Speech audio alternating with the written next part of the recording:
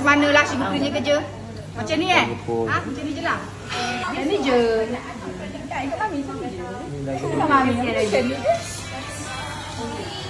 Macam ni je, nanti korang jalan. Jadi, okey jalan. Lepas tu nanti Kak Long jalan ke tepi. Nanti korang jalan je. Ni lagu macam ni. Dalam tu lah selang-seli lah. Seorang sana, seorang sini, seorang sini. Sekarang nanti ni okey. Kat sini. Tak, kita buat hairstyle. Rakam je. Kau kat sini kat sini. Kita hairstyle. Satu, tapi kalau cepat sebab ramai. Satu, dua, tiga.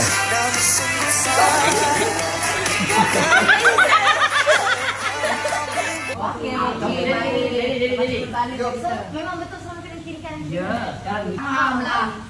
Kau bagi peranak kat situ je. Okey. Cepat jom. Kita awet lah kita ni. Okey. Okey dah, jom cepat.